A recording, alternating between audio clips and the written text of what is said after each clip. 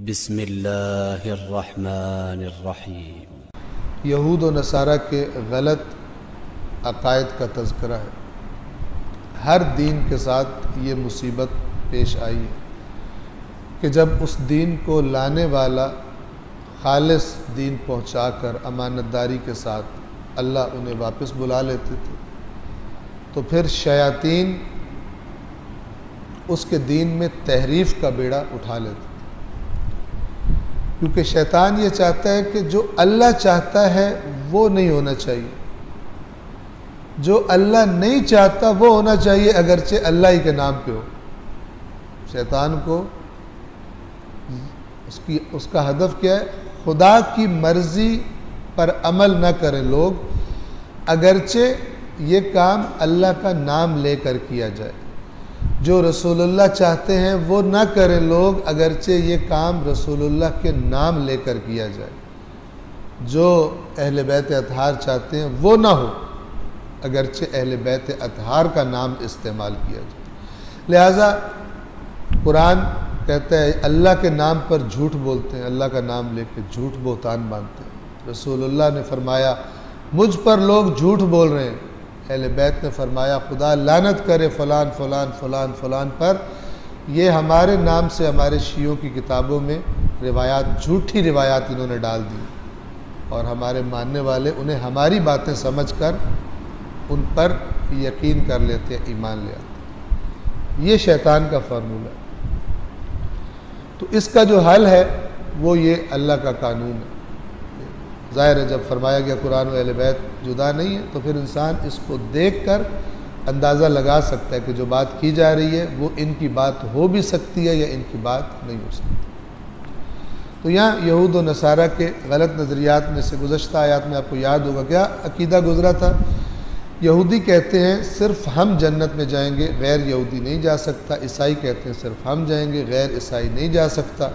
और आज यही है जिन्होंने अपना नाम, एक है हकीकत में, एक है नाम रख लेना पैदाइशी। कहते हैं शियों के अलावा कोई जन्नत में नहीं जाएगा, सुन्नी कहते हैं हमारे अलावा कोई नहीं जाएगा। और अपने अपने अलग ग्रुप हैं। जो तकलीद करते हैं वो कहते हैं, मसलन जो तकलीद नहीं करते वो जहन्नमी है, और जो तकलीद नहीं करते वो कहते हैं मुक़ल्लिद सारे जहन्नमी हैं।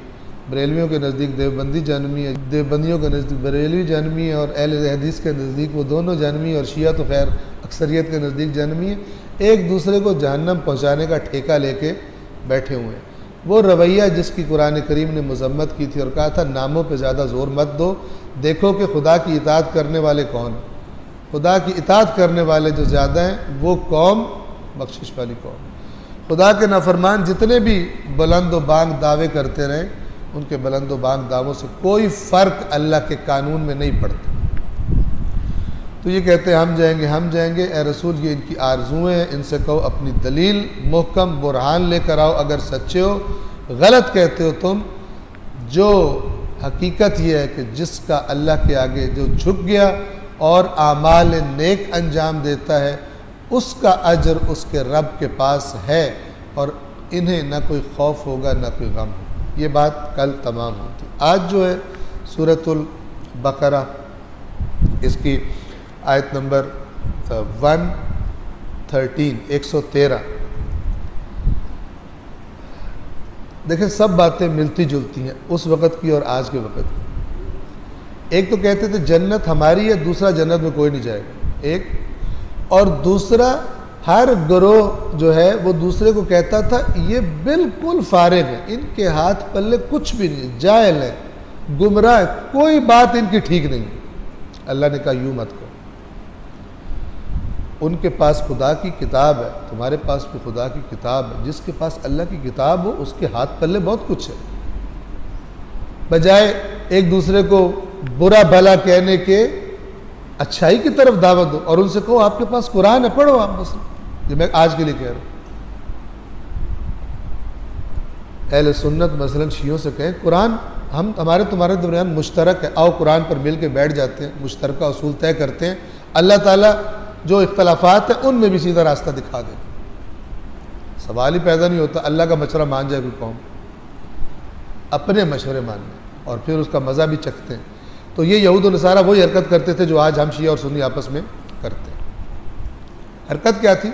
कुरान फार्मूला देता है, फिर अप्लाई करना अल्लाह कहता है खुद अप्लाई कर लो कि तुम किस ग्रुप में खड़े हो, तुम्हारी रविश, तुम्हारे मिजाज कुरान के कौन से ग्रोह से मिलते जुलते, उन्हीं के साथ हो तुम। वक़ालतिल यहूदु लैसतिन नसारा अला शैइन वक़ालतिन नसारा लैसतिल यहूदु अला शैइन वहुम यतलूनल किताब, और यहूद कहते हैं नसारा किसी बुनियाद पर नहीं खड़े, यानी बेबुनियाद है इनका मज़हब, इनका दीन। और नसारा कहते हैं यहूद का मज़हब बेबुनियाद है, इनके हाथ पल्ले कुछ नहीं है, हालांकि वो अल्लाह की किताब की तिलावत करते हैं। और अगर ये दोनों तौरात और इंजील को साथ रखें तो कितनी बातें मुश्तरक निकल आएंगी। सिर्फ वो बातें मुश्तरक नहीं होंगी जहाँ इन्होंने गरीब ने अपनी मेहनत की हुई है, तहरीफ की हुई है तौरात और इंजील में, जहाँ इन्होंने अपनी मेहनतें की हैं, इनके उलमा नुमा अफराद ने, दीन फरोशों ने तहरीफ की है, वहाँ लड़ाइयाँ होंगी, वहाँ इख्तलाफ होंगे, वरना दोनों अल्लाह के कलाम है, उनमें इख्तलाफ भला कैसे हो सकता है। ऐसा अल्लाह इशारा फरमा रहा है, एक तो मजम्मत फरमा रहा है अल्लाह कि क्यों ऐसा कह रहे हो, जबकि तुम दोनों के पास अल्लाह की किताब मौजूद। और हमसे शियों और सुनियों से भी अल्लाह इस आयत के जरिए यही कह रहे कि मत ये अहमकाना हरकतें करो, शिया कहें सुन्नियों के हाथ पल्ले कुछ नहीं है और सुन्नी कहें शियों के हाथ पल्ले कुछ नहीं है, जबकि दोनों के पास अल्लाह की किताब है, दोनों का ईमान है अल्लाह की किताब पर। ये ज़रूर है कि वो जो मरज़ है फ़िरका वारियत का, उसका असर हर जगह पे अपना सर निकालता रहता है। और वो क्या है कि एक दूसरे की किताबों से वो रिवायतें निकाल कर जिनमें ये है कि जनाब कुरान में कमी बेशी हुई है, एक दूसरे पे तोहमतें लगाते, एक दूसरे से कहता है तू कुरान को नहीं मानता, तेरा कुरान कोई और है, दूसरा कहता है तेरे को, तू भी कहता है कुरान तेरा बकरी खा गई थी, फलान हो गया था। लड़ने के लिए कुरान का नाम आता है, बैठने के लिए मिल के कुरान का नाम नहीं आता। अकल पर पत्थर पड़े हुए, अंधे हैं अकल के। और दुनिया में क्या सजा भुगत रहे हैं हम, दूसरी कौमों से मारे खा रहे, गैर मुस्लिमों से मार खा रहे, यहूद और नसारा से मार खा रहे हैं। अल्लाह ने खबरदार किया हो, लेकिन रविश बदलने पर तैयार नहीं है।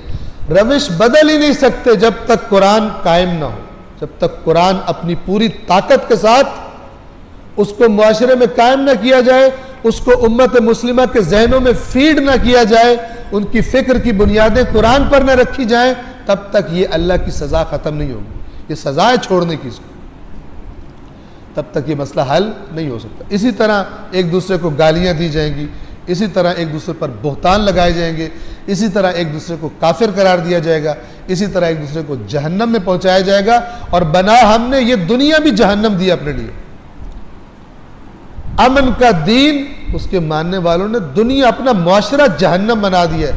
इस कदर ज़्यादा अजीब व गरीब हालात बन गए हमारे मुआशरे के। ये नज़र नहीं आता कि अगर ये इतना अच्छा दीन है तो रिज़ल्ट क्यों निकल रहा है ये वाला। ये जो रिज़ल्ट ख़राब निकल रहा है, इसका मतलब है कि वो असली वाला दीन नहीं हम अमल कर रहे उस पर। इस पर गौर करने वाली बात है। हर कोई जो उसके पास है उस पर वो खुश है। कुल्लु हिज़्बिम बिमा लदैहिम फरिहून। दीन को टुकड़े टुकड़े कर लिए, हर ग्रोह के पास जो टुकड़ा है उसी पर वो खुश है कि हम जन्नत में जा रहे हैं, बाकी सारे जाहिल हैं और जहन्नम में जा रहे हैं। हालांकि ये दोनों अल्लाह की किताब की तिलावत करते हैं। इस तरह की बात जाहिलों ने भी कही। अच्छा, अजीब बात ये अल्लाह ताला फरमाता है कि यहूदियों के पास तो तौरात थी, मसीहियों के पास इंजील थी, वो तो फिर कोई अल्लाह का दीन था। वो जो कुफ़ार थे जिनका कोई दीन नहीं था, वो इन दोनों से कहते थे तुम सब जाहिल हो, तुम्हारे हाथ पल्ले कुछ नहीं है, हम बड़े सियाणे। जो ना हज़रत मूसा को मानते थे, ना हज़रत ईसा को मानते थे, मक्के वाले वो क्या कहते थे, ये जो तुम किताब में कह रहे हो आसमान से उतरी है फलां दिए, तुम्हारे हाथ पल्ले कुछ नहीं है, हमसे समझदार कोई पैदा नहीं। वो अपने आप को, ज़ाहिर है इंसान जब अपने आप को दूसरों से समझदार न समझे तो फिर वो दूसरों को रद्द कैसे करेगा। इसी तरह की बात जाहिलों ने भी कही। बस होगा क्या, अल्लाह क़यामत के दिन इनके दरमियान उस मामले में फ़ैसला कर देगा जिसमें ये इख्तलाफ किया करते। लड़ते रहो, एक वक्त आने वाला है। अल्लाह ने इख्तलाफ हल करने के उसूल बताए हैं कुरान में। नहीं मानते उसूलों को तो फिर लड़ो, एक दिन आएगा कि अल्लाह तुम्हारे दरमियान फैसला करेगा, लेकिन उस वक्त देर हो चुकी होगी, उस वक्त फ़ायदा नहीं देगा तुम्हें हक़ का इकरार करना, इसलिए कि तुमने दुनिया में अल्लाह की आयत पर कान नहीं धरे।